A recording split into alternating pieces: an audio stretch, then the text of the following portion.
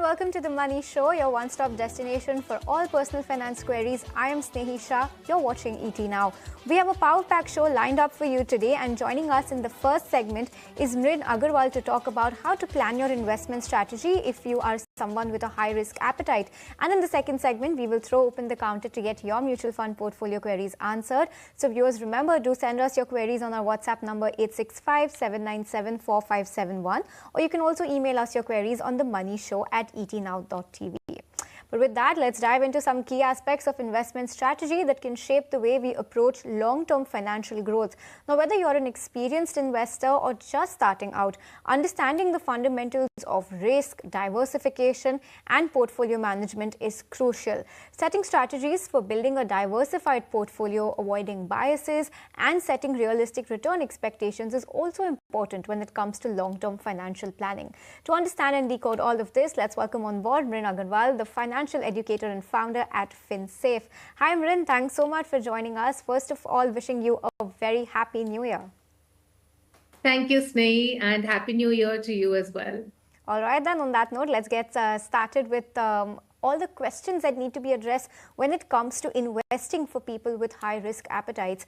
The first one that I want to ask you is, how can long-term holding strategies, typically for 10 to 15 years, be balanced with the volatility that is usually seen in the markets at present, especially during economic downturns? And how important is diversification when it comes to managing risk effectively? So firstly, for investors who are looking at investing in a high risk strategy, I think, some of these basics that you talked about, like, for example, diversification, long-term holding, is very, very important because, one of the things that can really help with with the volatility really is the long-term holding, right? So if you do intend to have a high risk investment strategy, I think it's really important that you should have a 10 to 15 year investment horizon. And also within this, you need to diversify. So even if you're just going in for small caps, you need to look at different strategies around it and not just look at putting everything. Like, for example, these days I see people, putting everything in like one Nifty 50, Nifty 200, 250 small cap fund, right? So within this segment also, you will have to look at how you can basically diversify, and you have to always keep these basics in mind. Of course, there is going to be a lot of volatility in this particular strategy if you're following a high risk strategy, and you need to be prepared for it. So it shouldn't be that you're getting into this strategy, but then you're at the sign of some volatility, you say, I want to get out, right? You need to be prepared for the long term. You need to be prepared for the ups and downs. Okay, Mrin, thanks for that. Also tell us, what's the difference between risk-taking capacity and risk-taking ability? And how should an investor assess their own ability to take and handle risk? So see, first and foremost, the risk-taking ability is like saying that I've got 100 rupees to invest and I'm ready to take any risk, to get this money to grow. But risk-taking capacity is really about, can you actually afford to lose that money or not?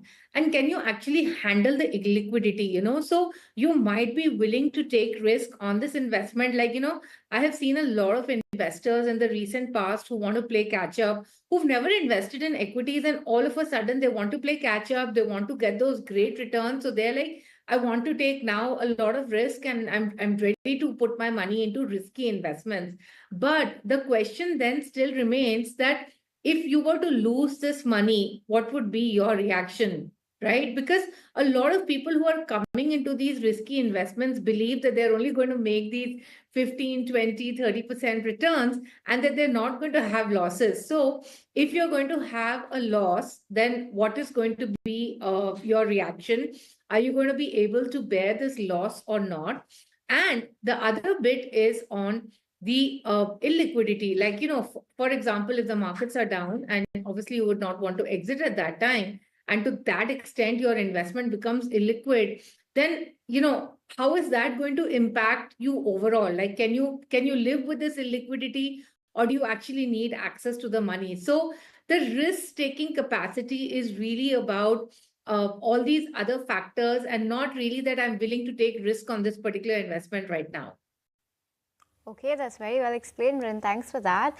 Also, tell us, very frequently we see people falling prey to some biases that are existing psychologically. So how can investors avoid common biases? Like, you have the likes of recency bias, there's the tend to get onto the bandwagon, so the herd mentality comes into play. You have a survivorship bias that comes into play, particularly during a period of downturn in the markets. So tell us how to avoid falling prey to all of these biases. And also, when it comes to speculation, a lot of investors have a habit of speculating without understanding the technicals or the fundamentals of a stock. When it comes to long-term planning, what kind of room or how much space does speculation have in this process? Yeah, so of course, herd mentality is seen very commonly. The recency bias, where we are basically only looking at recent information.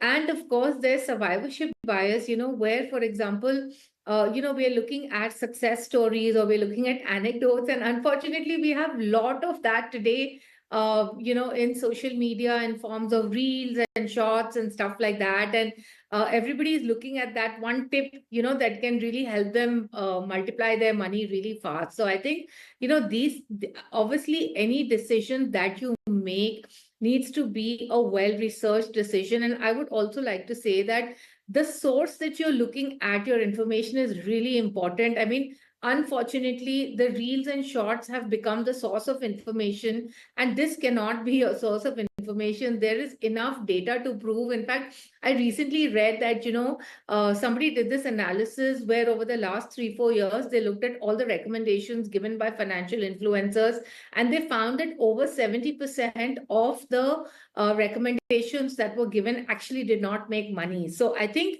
WhatsApp or Telegram or, the social media is not the place to look at for the information.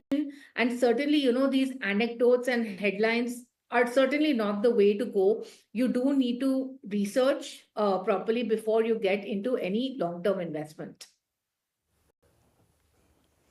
Okay, well, let's also address some other questions when it comes to asset allocation, because once you've understood how much risk you can afford to take, the next step is to start actually investing. So how should investors adjust their allocation between small cap, mid cap and large cap funds based on changing market conditions or personal financial goals as well? Even more importantly, considering this is for the longer term, so how do you put your eggs in different baskets perhaps? So it's a very simple formula, right? I mean, if you know that you can hold money for 10 to 15 years, if you have 100 rupees, you need to figure out how much you're willing to put at more risk and how much you want to put at lower risk within the equity space. So obviously, small cap, mid cap is going to be higher risk. Now, for someone who wants to follow a high risk strategy, I actually recommend that you do manage investments, and I do not recommend you to do stocks on your own, because again, it's honestly very difficult for individuals to figure out what to buy and, more importantly, when to exit.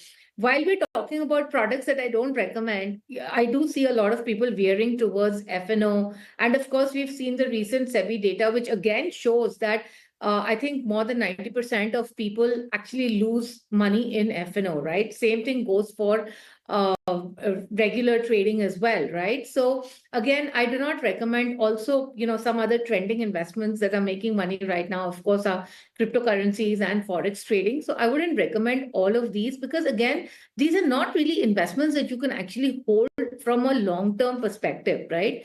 So I would say that go in for managed investments, like professionally managed investments. And of course, in this, you have mutual funds that are available. You've got PMS. You've got the new alternative asset class that's going to be coming up soon as well, where it's like a mutual fund, but they're allowed to do certain high risk strategies. So, as and when that comes out, one should also look at studying that further.